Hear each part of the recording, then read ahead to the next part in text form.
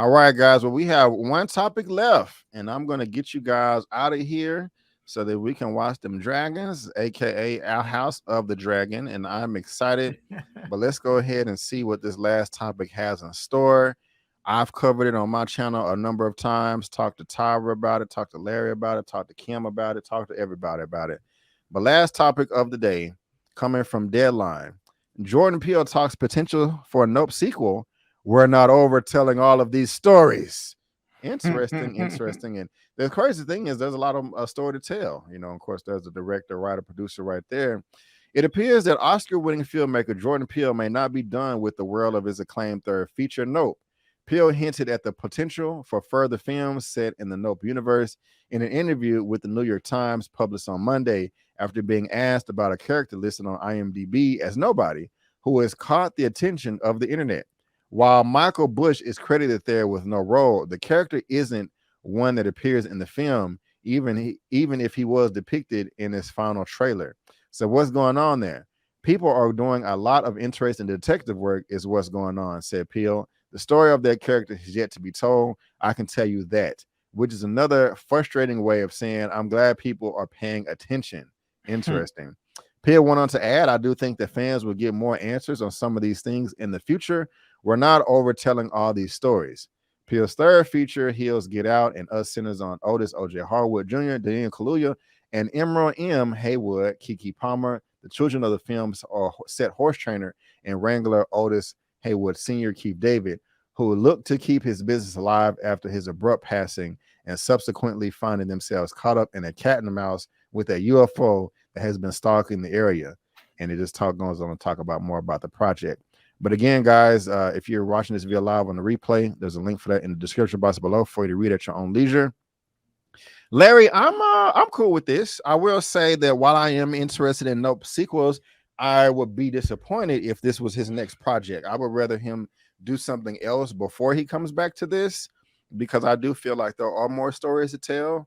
There was a lot of unanswered questions and things left unambiguous, for you to fill in the gaps yourself.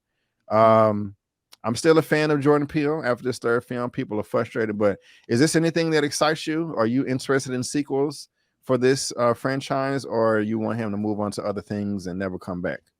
Well, I'll be honest with you. I haven't seen it. I told you about it. I haven't seen Nope. No, because when it came out, it was in the theaters only. I'm still not going to the theaters yet. As I told you a while ago, I found a drive-in theater about an hour away, so I might have to start going out to the drive-in. I'm still not sitting in a room with a bunch of COVID people, but I'm not knocking those who are. It's just not what I'm doing right now. Right. But I do look forward to seeing it. I don't know when it's going to be out on streaming. But I do plan on watching it when it does come out.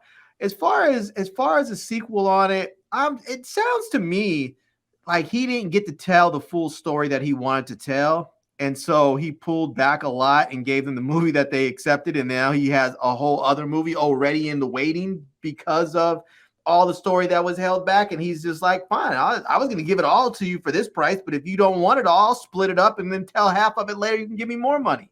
That's almost kind of what it sounds like what's happening. So, but part of me too wants people to do new stuff. Like sometimes I don't want them to do back-to-back sequels. It's just, I just don't want that. I mean, it's funny because they all, like we were just talking about with Yahya Abdul Mateen talking about how you give one, there's one for you and then one for them. I kind of want him to do one for us now.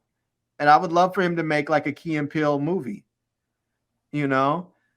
I mean, we had the show for a long time. It was fantastic. It's still a hit. It still plays like crazy. But there's so much that goes on. There's so many great, skits that they could do. I would really love to see them take like one or two of those characters and make them run throughout the entire movie and do different things, different skits that are with it, and give us a Key and Peele movie. If it was on the top of a Key and Peele, how did you feel about the skit where it was like the NFL draft, and they The were racial draft. yeah, they were saying all the ridiculous names. My name is Kunta Kinte. You know what I'm saying? Like, how did you? Because it was funny to Oh me no, at the that's a time. different one.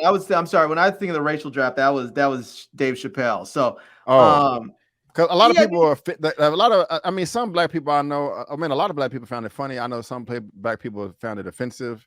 You know, like stop dipping into the stereotypes. How you feel about it? I think all black people found it funny. I think those who found it offensive were probably worried that we were making inside jokes in public.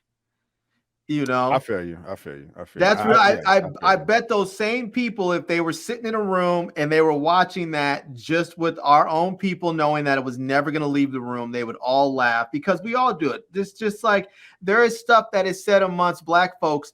Like you might be in a room with Obama and hear Obama say things that he would never say if there were white folks in the room, because it's just there's a, as we all know, there's a certain mannerisms, certain language, code switching. There's all kinds of stuff that we do and we talk about when it's just us. And sometimes people get really upset when black folks start to profit off of that by taking it and making it mainstream. So I think that's what some of the people are upset about, is that he's mainstreaming some of our in-house stuff. I'm not mad at that. I'm not mad at that. Chill Spot is agreeing with you. I'm enjoying. I'm avoiding theaters too. You're not alone, Larry. Yeah, man. That. You're not. You made some good points there. What do you think? I agree. As far as the inside jokes outside. Yeah. I don't think we should be doing that. Keep some things in house, but I can't just get mad at them either. Also, this may seem random, but it's important. Do y'all know that Jordan Peele is half white? Like his mom is a white woman. There's no such thing as half white. Did I say half white? Yeah. Yeah. Well, no. He is half white. His dad is black. His mom is white. That just makes him black. Okay. I won't. Okay.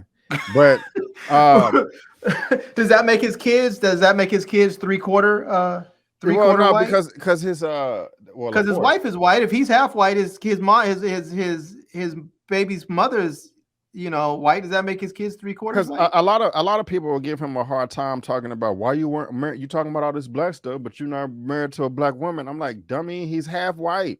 And the thing about it is, his half white side comes from his mom. And people want to marry like you're gonna marry like somebody like your mom. You know what I'm saying? Like if your mom's a sweetie, you're gonna want to marry a sweetheart. So that's it. I've like ever since he came out in 2019, not 2019, I think 2017 with a Get Out. I've been defending him a lot in the comment section. So just a lot of people don't know that, and it just all his woke stuff, and he it don't make sense. He dating a white woman. He's half white. You know what I'm saying? So anyway, to me, it depends on. Like if you just happen to be with a white person because that's who you fell in love with in that moment, that's one thing. Now, but we all know good and damn well there's a lot of brothers and sisters out there that go seeking out white folks because they look at white folks like they look at Prada.